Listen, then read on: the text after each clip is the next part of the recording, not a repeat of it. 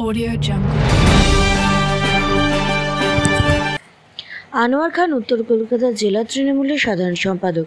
মমতা ব্যানার্জি আস্থাভাজন ও অভিষেক ব্যানার্জির বিশ্বস্ত, একটা তেজি ভাব যাকে বলে স্পিরিট, দলের প্রতি নিষ্ঠাবান সৈনিক। এই মুহূর্তে 21শে জুলাই শহীদ দিবস উপলক্ষে ধর্মতলা তৃণমূল কংগ্রেসের বিশাল জনসমাবেশকে ঘিরে উত্তেজনা পারদ চড়ছে। রাজ্যের বিভিন্ন প্রান্ত থেকে হাজার হাজার কর্মী সমর্থক কলকাতার পথে রওনা দিচ্ছে।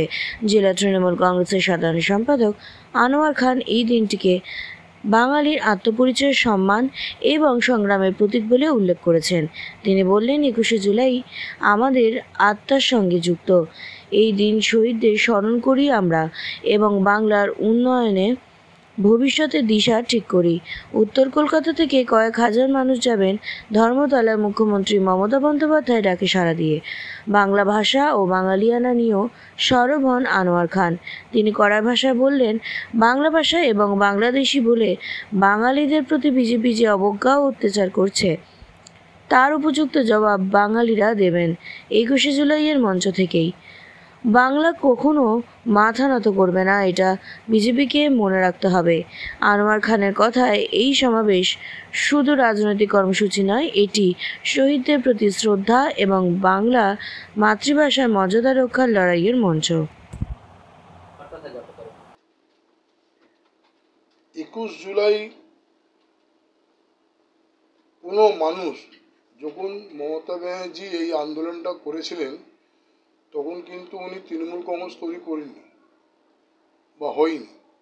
তখন উনি যুব কংগ্রেসের নেত্রী ছিলেন। সেইভাবে সংগঠন বলতে গেলে আমাদের ছিল না। উনি যুব কংগ্রেস সংগঠন চালাতেন, তার একজন কমিটির সদস্য হিসাবে আমি ছিলাম। ওই সময় কংগ্রেস সিপিএমের দালালি করত বলে আমরা কংগ্রেসের কিছু লোকের সঙ্গে, নেতাদের সঙ্গে আমাদের ঠিক হতো না। আপনারা শুনেছেন অনেক রকম স্লোগান ছিল, উপরে সবুজ ভেতরে লাল। সেই সময় কংগ্রেসের নেতাদের কিছু চরিত্র এরকম ছিল, সিপিএমের দালালি করতেন। কিন্তু সারা বাংলা মানুষ চাইছিলেন এই সিপিএমকে সরিয়ে যেতে। তাই মমতা ব্যানার্জি বাংলার মানুষের কথা শুনে বাংলার জন্যে উনি যে আন্দোলনটা চালিয়েছিলেন। কেন আপনারা জানেন, সিপিএমে সরকারে ভোট হতো না, লুট হতো। এই লুট রোকার জন্যে, সাধারণ মানুষের অধিকারটাকে পাইয়ে দেওয়ার জন্যে এই রাজ্যের ওই সময় নেত্রী মমতা ব্যানার্জি যুব কংগ্রেসের সভানেত্রী ছিলেন, উনি সভাপতি ছিলেন। All India president Mahendra Singh বিট্টা ছিলেন। তখন উনি একটা আন্দোলন করার, একটা প্রতিবাদ করার জন্য মিটিং করেছিলেন যে আমরা no entry card no vote, মানুষ যদি ভোট না দিতে পারে আমরা এটা আন্দোলন চালিয়ে যাব। তার জন্য উনি ঠিক করেছিলেন একটা সভা করবেন। সেই সভা আজকে আমরা 21 জুলাই পালন করি, কিন্তু সেই সভাটা ডেটটা 14 জুলাই ছিল। অনেক মানুষ জানে না, আজকাল যুগে ছেলেরা, আমাদের যারা নতুন তৃণমূল কংগ্রেসের কর্মীরা জানেন না।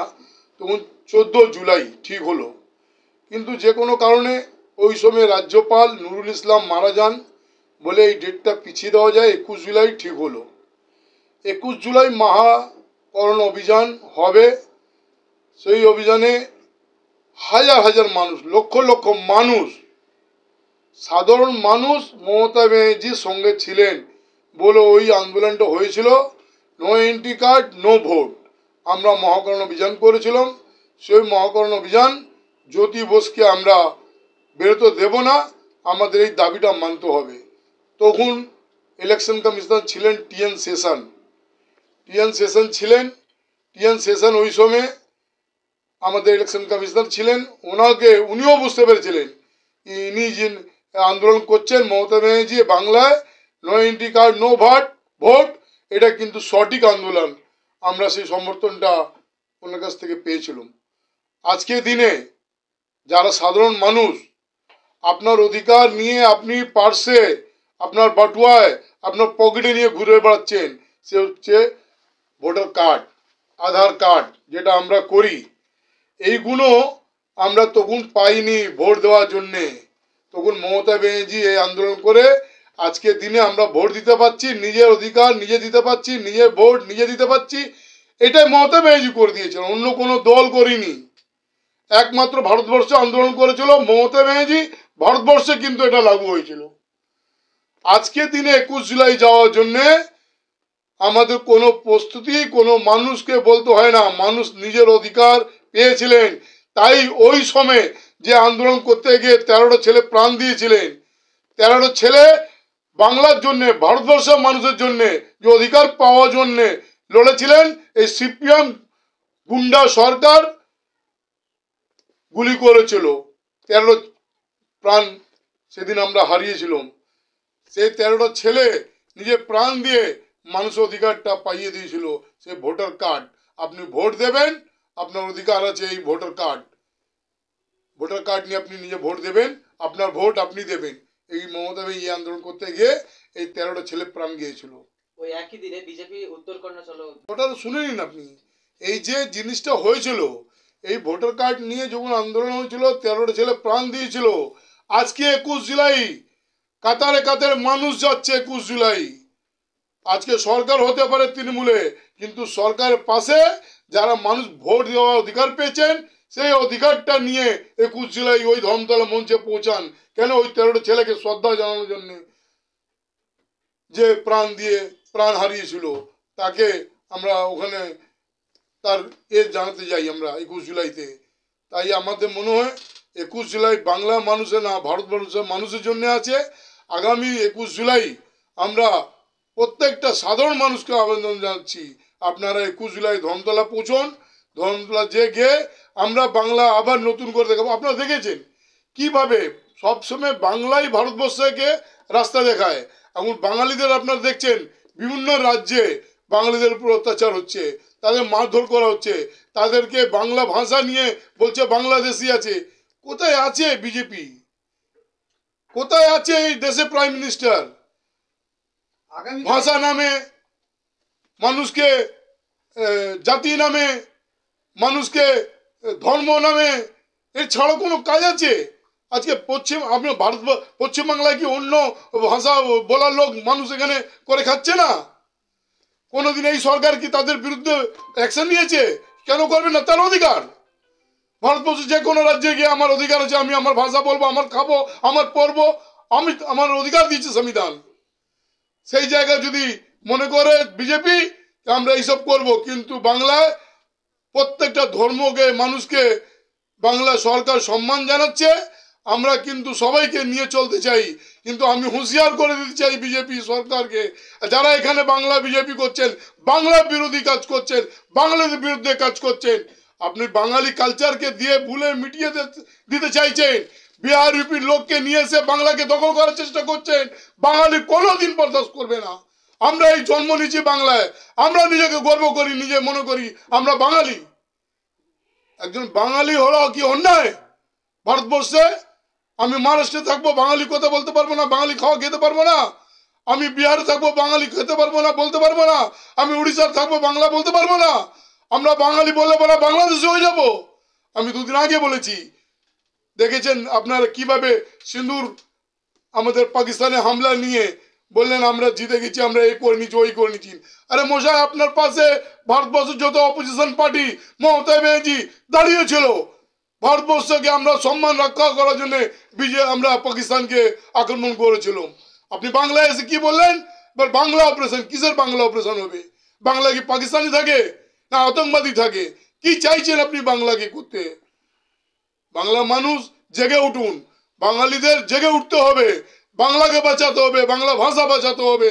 আগামী দিনে আমাদের এই বিজেপিকে সঠিক উত্তর দিতে হবে, না হলে বাংলাকে আমাদের বাঁচানো মুশকিল হয়ে যাবে, বাঙালিদের বাঁচানো মুশকিল হয়ে যাবে, বাঙালি ভাষা বাঁচানো মুশকিল হয়ে যাবে। এরা যা অত্যাচার আরম্ভ করেছে। গতকাল দেখলাম যে বিজেপি শাসিত বিভিন্ন এই ভুল হয়। মমতা ব্যানার্জি এরকম কাণ্ডারি, উনি প্রত্যেক আন্দোলনে অন্যায় হলে প্রতিবাদ জানান। আজকে সবাই, আজকে উনি বাঙালি বলে না। যখন অন্য রাজ্যে দিল্লিতে যখন আক্রমণ হচ্ছে বিহারিদের উপরে, তখন মমতা ব্যানার্জি বলেননি? তখনও বলেছেন কোনো মানুষ ভাষা নিয়ে এইভাবে অত্যাচার করা যাবে না। আজকে আমার বাঙালি উপরে যদি অত্যাচার হয়, মারধর হয়, বাংলা ভাষা নিয়ে তাকে অত্যাচার করা যায়, বাংলাদেশ পাঠিয়ে দেবে, ভোটার আইডেন্টি কার্ড টাকা পড়ো বাংলাদেশ পাঠিয়ে দেবেন। উনি এই প্রতিবাদ করেছেন। এই প্রতিবাদ আপনারা কিভাবে দেখছেন আমার দেখা দরকার নেই। উনি মানুষের জন্য, বাংলার জন্য প্রতিবাদ করছেন, বাঙালিদের জন্য প্রতিবাদ করছেন। এই অন্যায়কে আমরা মেনে নেব না। বিভিন্ন সূত্র মারফত জানা যাচ্ছে যে তৃণমূল কংগ্রেস কেউ রেকর্ড ভাঙতে পারে না। তৃণমূল কংগ্রেস রেকর্ড তৃণমূল কংগ্রেসই ভাঙবে। কেন? এটা মা মাটি মানুষের সরকার। এটা কোনো তৃণমূল একা না। মমতা ব্যানার্জি আমার নেত্রী, উনি সবসময় বলেছেন যেদিন মা মাটি মানুষ, যেদিন মানুষ সরে যাবে আমরা আর গদি থাকার অধিকার থাকবে না, থাকবো না। কেন? মানুষ যখন সমর্থন না দেয়, মানুষ যদি আপনার পাশে না থাকে, তাহলে ওই সরকার কোনো কাজে লাগে না, যেটা এখন বিজেপি করছে।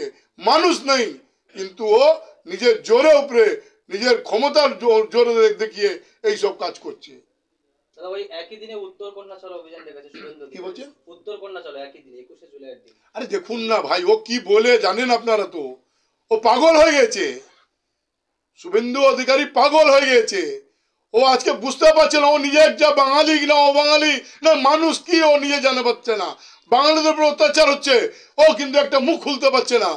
কেন হচ্ছে? বিজেপি বিরুদ্ধে বলতে পারছে না, প্রাইম মিনিস্টারকে বলতে পারছে না যে আমার বাঙালিদের উপর অত্যাচার হচ্ছে। শুধু ইলেকশন, শুধু হিন্দু মুসলমান, হিন্দু মুসলমান। কিসের হিন্দু মুসলমান? আমি যেখানে থাকি আমার বাড়ি উল্টো দিকে হচ্ছে রামকৃষ্ণ দেবের বাড়ি। ঠাকুর সবসময় বলেছেন কাজের মাধ্যমে এগোতে হবে, কাজ করতে হবে। আপনারা জানেন ঠাকুর একটা গল্প আছে। ঠাকুর যখন নিজের ঘর থেকে বেরিয়ে আসছেন তখন একটা আম গাছ আছে, ওই আম গাছের তলায় অনেক শিষ্য বসে গীতা পাঠ করছে। তখন ঠাকুর বেরিয়ে বলছে তোমরা কি করছো এখানে? বলছে ঠাকুর আমরা গীতা পাঠ করছি। বলে এর থেকে ভালো কাজ বলবো? তখন শিষ্যরা বলছে ঠাকুর এর থেকে ভালো কাজ হতে পারে? বলে হ্যাঁ, মঠ থেকে বেরিয়ে মানুষের সেবা করো। অক্ষর অক্ষরে এই রাজ্যের মুখ্যমন্ত্রী কিন্তু ঠাকুরের কথা শুনে মানুষের পাশে আসে। কত পরলোক নিয়ে আজকে মানুষের পাশে আছে। সে আপনার কন্যাশ্রী বলুন, অনেক আপনি হেলথ চেক আপ বলুন, বা যে কোনো ব্যাপার নিয়ে মমতা ব্যানার্জি মানুষের পাশে দাঁড়িয়ে আছে। আর এরা বাঙালির উপর অত্যাচার হলে মুখ খুলতে পারছে না। এই শুভেন্দু অধিকারী অপোজিশন লিডার বাংলা মানুষের কথা বলবে? বিজেপি আগে দিন আমাদের বলে দিচ্ছি, এই মানুষ তৃণমূল কংগ্রেসের কথা বলছি না আমি, এই মানুষ মমতা ব্যানার্জি সমর্থন দিয়ে কংগ্রেসকে সিপিএমকে জিরো করেছিল। আমি আজকে আপনার অন রেকর্ড বলে দিচ্ছি, আগামী দিনে বিজেপি জিরো না হয় আপনি আমার কাছে উত্তর নিয়ে যাবেন। এই বাংলা মানুষ বিজেপিকে আগামী দিন জিরো করবে, কারণ বাঙালির বিরুদ্ধে যে যাবে সে জিরোই হবে। দাদা নতুন রাজ্য